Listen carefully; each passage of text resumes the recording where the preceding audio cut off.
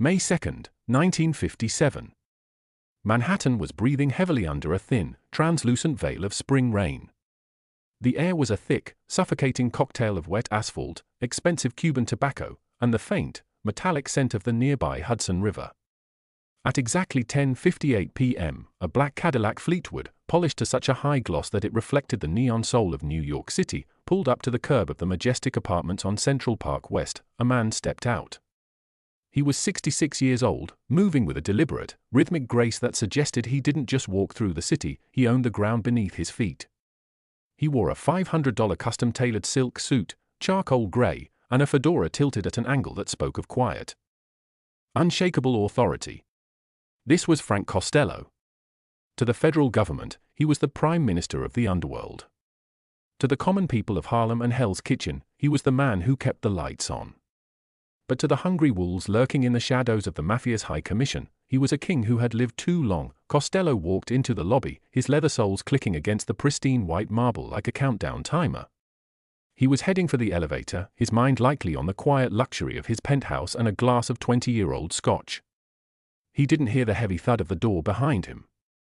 He didn't see the massive, shadow-like figure of Vincent the Chin Gigante, a 6'2", 230-pound professional boxer turned hitman, stepping into the light. The silence of the lobby was shattered not by a bullet, but by a roar. "This is for you, Frank!" Gigante screamed. It was a boast, a proclamation of a new era. Gigante leveled a .38 caliber revolver and pulled the trigger at point-blank range. The explosion was deafening in the confined space. A flash of gunpowder illuminated the lobby for a fraction of a second, casting long, jagged shadows against the gold-leafed ceiling. The lead projectile tore through the air, aimed directly at the back of Costello's skull. Frank crumpled to the floor.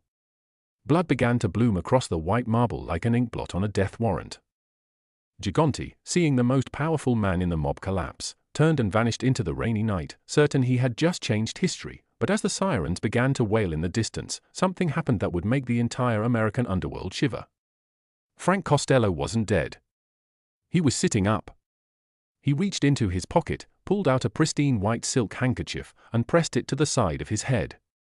He wasn't screaming. He wasn't swearing revenge. He was simply waiting. Because in that moment, as the warm blood stained his silk, Costello realized that his enemy had just handed him the ultimate weapon. Before we dive deeper into the shadows of the most brilliant counterattack in history, you need to understand that real power doesn't scream, it whispers. If you are the kind of person who knows that a quiet room is often more dangerous than a loud one, and if you believe that intelligence will always outrun a brute's bullet, then you belong here. This channel is for the strategists, the thinkers, and the leaders who don't need a crown to be recognized. Hit that subscribe button right now to take your seat at the table. Give this video a like to show the world that you value respect over noise. And I want you to go down to the comments and type the word strategy in all caps. Let's see how many of you truly understand the game Frank Costello was about to play. Now, let's go back to that blood-stained lobby, where a wounded king was about to prove why they called him the Prime Minister. To understand why the world trembled when Costello survived, you have to understand the man himself. Frank Costello was a ghost in the machine of New York. While other bosses like Al Capone or Albert Anastasia were famous for public displays of violence and theatrical brutality, Costello was different. He was a diplomat. He was a corporate executive in a world of street thugs. He lived by a simple, terrifyingly effective philosophy: why kill a man when you can own him? Costello had spent decades building a web of influence that stretched from the dark alleys of the Lower East Side to the sun-drenched offices of the United States Senate. He didn't just bribe police officers, he helped appoint police commissioners. He didn't just pay off judges, he knew which judges owed their entire careers to his silent support. He was the man who turned the chaotic, bloody street gangs of the Prohibition era into a sophisticated, multi-billion-dollar international syndicate. He was the architect of the commission, the governing body of the mob that replaced street wars with boardroom meetings. Under Costello's reign, the mafia became a shadow government, but by 1957, a new, darker force was rising. Vito Genovese. Genovese was a man of the old world, a man who believed in blood, fear, and absolute, crushing dominance. To Vito, Costello's diplomacy was a sign of weakness, a sickness that needed to be cured. He hated the way Frank dressed, the way he spoke to politicians, and the way he tried to make the modern society look like a legitimate business. Vito wanted to be the capo di tutti capi, the boss of all bosses. The hit in the lobby was supposed to be the end of the Costello era. It was supposed to be the coronation of King Vito. But when the news hit the streets that Frank had walked out of the hospital with nothing but a bandage on his head, a cold wind blew through every social club from Little Italy to East Harlem. The miracle of Costello's survival was a matter of inches and a single, fatal mistake by the shooter. When Vincent Gigante shouted, "This is for you, Frank," Costello's natural instinct made him turn his head toward the voice. That split-second movement changed the trajectory of the bullet. Instead of entering the base of his brain, the lead slug creased his scalp, circling the curve of his skull and exiting through the skin. It was a flesh wound, painful, bloody, but not fatal. However, the real story wasn't the wound. It was the silence. Within an hour of the shooting, the majestic lobby was crawling with detectives, FBI agents, and forensic experts. District Attorney Frank Hogan, a man who had spent his life trying to put Costello behind bars, rushed to the hospital. He knew that if Costello talked, he could bring down the entire Genovese family in a single night. He expected Costello to be furious. He expected him to demand protection. He expected him to point the finger, but when Hogan entered the hospital room, he found Costello sitting calmly, his eyes cold and unreadable, like a shark in shallow water. Hogan leaned in, his voice a low growl. "Who did it, Frank? Give us a name. We know it was Genovese. Just say the word, and we'll sweep them all up." Costello looked at the prosecutor, the man who had been his mortal enemy for 20 years. He took a slow breath, the smell of antiseptic and cheap hospital coffee filling the room. He didn't blink. He didn't hesitate. He uttered the 3 words that would go down in history. "I saw nothing." Hogan was stunned.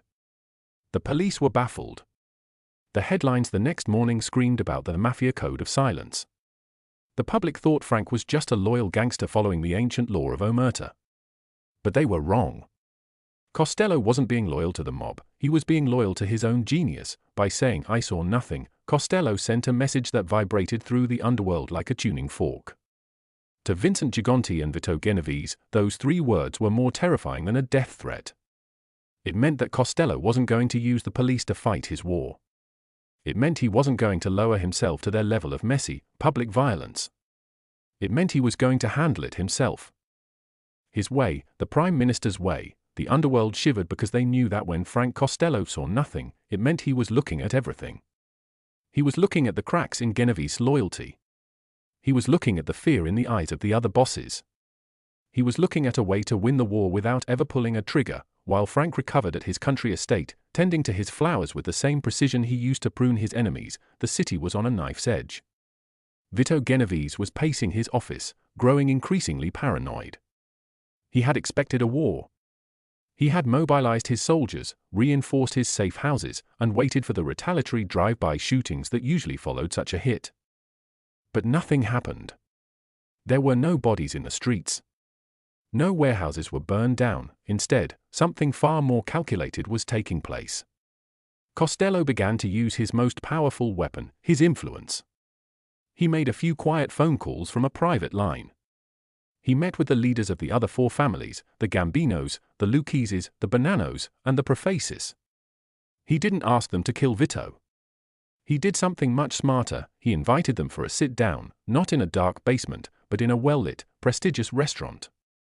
He sat there, his head still bandaged, a symbol of his survival and Vito's failure. He didn't talk about revenge. He talked about business. The restaurant was lit with a warm, amber glow that felt more like a boardroom than a place for dining. The scent of garlic, expensive red wine, and heavy upholstery filled the air. Frank Costello sat at the head of a long table, his head still encased in a stark white bandage that stood out like a crown of thorns against his dark suit. Across from him sat the most dangerous men in America, the heads of the 5 families. They were expecting a call to arms. They were expecting Costello to name the price on Vito Genovese's head, but Frank didn't talk about blood. He leaned forward, his voice a raspy whisper that forced everyone in the room to hold their breath to hear him. He spoke about the business. He reminded them that every time a bullet was fired in the streets of New York, a dozen federal agents were born. He spoke about the billions of dollars flowing through the docks, the unions, and the gambling dens. Then, he looked each of them in the eye and asked a single, chilling question: does Vito Genovese make us richer, or does he make us targets? In that moment, Costello wasn't a victim, he was a salesman selling a future without Vito Genovese. He didn't need to kill Vito, he just needed to make Vito's ambition look like a bad investment. He was planting the seeds of a quiet coup, using the very thing Genovese lacked: diplomacy. This was the Prime Minister at work. Winning a war without ever showing his cards. While Genovese was busy fortifying his social clubs and surrounding himself with armed bodyguards, Costello was moving on a completely different plane of existence. He knew that the greatest threat to their world wasn't a rival family, it was the United States government. And he decided to use the government as his own personal hitman. This brings us to one of the most iconic moments in television and criminal history, the Kefauver hearings. Although the hearings had taken place years earlier, the legend of Costello's performance there was his greatest psychological weapon in his current war with Vito. Costello had been subpoenaed to testify before a national audience of 30 million people. It was the first time the mafia was being dragged into the living rooms of every American family, but Costello, even under the crushing pressure of federal scrutiny, remained a strategist. He refused to allow his face to be filmed, claiming his right to privacy. The committee, desperate for the broadcast to continue, made a fateful compromise. They agreed to keep the cameras focused only on his hands. For hours, 30 million people watched nothing but Frank Costello's hands on their black and white TV screens. They watched his fingers twitch. They watched him wring his silk handkerchief. They watched him nervously play with a glass of water. To the public, it looked like a man who was falling apart. They thought they were watching a criminal crumble under the weight of the law, but the people in the honored society saw something different. They saw a man who was so in control of his image that he had managed to turn a federal investigation into a theatrical performance. He was providing the public with a show of weakness while his mind was busy protecting the secrets of the commission. He was distracting the world with his hands while his brain was miles ahead. Now, in 1957, as Genovese tried to seize power, Costello used that same tactic of calculated weakness. He did the one thing no one in the history of the mafia had ever done voluntarily. He surrendered. He sent word to Genovese through a neutral messenger. The message was simple: you win, Vito. I'm tired. I'm old. I'm out. Vito Genovese, blinded by his own arrogance and his desperate need for validation, believed him. He thought he had finally broken the Prime Minister. He thought his bullet had done its job, even if it hadn't killed the man. On a humid night in late 1957, a massive meeting of the mafia's top leadership was called at a secluded estate in Appalachian, New York. This was supposed to be Vito's coronation, the moment he would officially be recognized as the boss of all bosses, but the Appalachian meeting turned into a disaster of biblical proportions. The police, tipped off by an anonymous source that many still believe was connected to Costello's network, raided the estate. Scores of high-ranking mobsters were caught fleeing through the woods in their silk suits and handmade shoes. It was a national scandal that shattered the myth of the mob's invisibility. Vito Genovese's reputation was in tatters. He had led the entire commission into a trap. But Costello wasn't finished. He knew that to truly eliminate a man like Vito, he couldn't just shame him, he had to bury him under the weight of the law. Costello began a secret, surgical campaign. He used his deep connections within the Federal Bureau of Narcotics, connections he had cultivated over decades of strategic cooperation. He didn't become a rat in the traditional sense, he simply made sure the right information found its way to the right ears. In 1958, a massive narcotics deal was being orchestrated in the shadows of New York. It was a deal worth millions, and Vito Genovese, eager to rebuild his treasury after the Appalachian disaster, jumped at the opportunity. What he didn't know was that every step of the transaction was being monitored. The trap was set. The bait was taken. When the handcuffs snapped shut on Vito Genovese's wrists, he was still convinced he was the most powerful man in the city. It wasn't until he sat in a sterile interrogation room that he realized the truth. The evidence against him was too perfect. The witnesses were too prepared. The trap was too elegant. Genovese was sentenced to 15 years in federal prison for narcotics trafficking. He would eventually die behind those bars in 1969. In his final days, he was a paranoid shell of a man, haunted by the ghost of the man he had tried to kill in a lobby years before. He had tried to rule with a gun. He was destroyed by a telephone and a handshake. Meanwhile, Frank Costello became a shadow. He lived out his retirement in his magnificent estate in Sands Point, Long Island. He spent his mornings tending to his world-class gardens, his hands, the same hands that 30 million people had watched with bated breath, now stained with the soil of his flowers instead of the blood of his rivals. He was the only man of his era to truly beat the game. He didn't die in a hail of bullets like Albert Anastasia. He didn't rot in a prison cell like Lucky Luciano or Vito Genovese. He died peacefully in a hospital bed in 1973, at the age of 82, after suffering a heart attack. At his funeral, there were no flashy displays of mob power. There were no mountains of flowers from rival gangs. It was a quiet, dignified affair, exactly as the Prime Minister would have wanted it. Frank Costello left behind a legacy that is still studied by historians and strategists today. He proved that in the world of organized crime, and in the world at large, intelligence is the ultimate equalizer. He showed that you don't need to be the strongest man in the room if you are the most connected. You don't need to pull the trigger if you own the person who does. He survived a bullet to the brain, not through luck, but through the calm, cold realization that a crisis is just an opportunity in disguise. When he said, "I saw nothing," he wasn't being a victim. He was being a king who refused to play his enemy's game. He was the man who turned a sweetcast attempt into a retirement plan that saved his life and destroyed his rival. In the end, Frank Costello's life was his greatest masterpiece. He was a man who lived in the darkness but walked in the light. He was a criminal who moved with the grace of a statesman. He was the Prime Minister because he understood that power isn't about how many people you can kill, it's about how many people you can make believe in your vision. The next time you find yourself facing an opponent who is louder than you, stronger than you, or more aggressive than you, remember the majestic lobby. Remember the man who sat on the floor, bleeding onto a silk handkerchief, and chose to smile. Remember that the loudest roar in the forest often comes from the animal that is already caught in the trap. True power is quiet. True power is patient. And true power always, always, plays the long game. Frank Costello didn't just survive New York, he choreographed it. He didn't just lead the mob, he civilized it.